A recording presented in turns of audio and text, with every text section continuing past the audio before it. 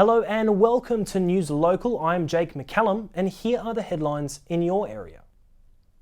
As the Hornsby Heights community mourn the death of local resident Robert Townsend after he was struck and killed outside his Galston Road home last Thursday, his family have called for Roads and Maritime Services to install more effective safety precautions at the site.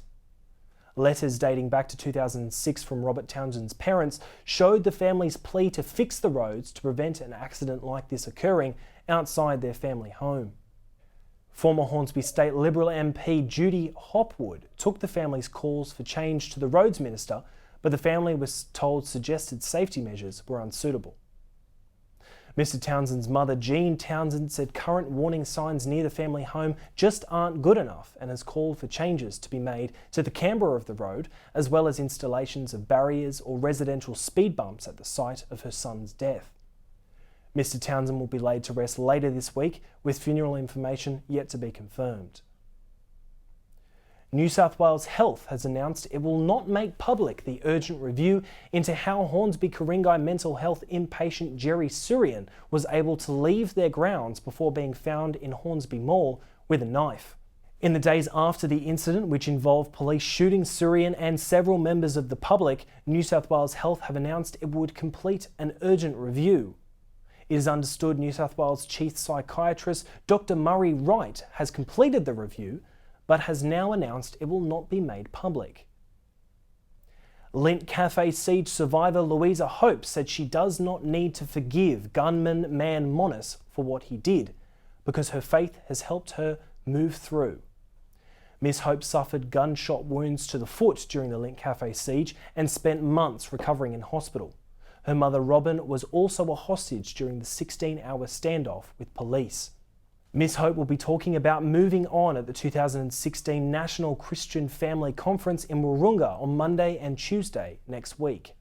New data shows the North Shore has the least amount of people on welfare than anywhere else in Australia.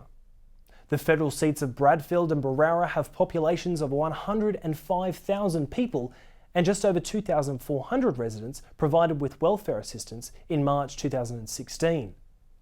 North Sydney has the fewest total welfare payments for age and disability pensions, Austudy, career allowance, family tax benefits, New Start and youth allowances, ahead of Warringah, while Bradfield and Berowra were the 6th and 7th lowest. Across Australia, the National Party have the most amount of people on some form of welfare, with the Liberal Party seats having the least on average. Cherrybrook is set to go sky high as the area around Cherrybrook station could become a bustling urban village, complete with 21-storey towers, a public piazza, parklands and a childcare centre.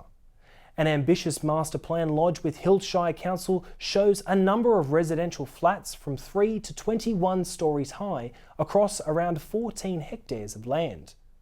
The proposed development, called Cherrybrook Village, will comprise of 3 residential precincts within 400 metres of the new train station on Castle Hill Road.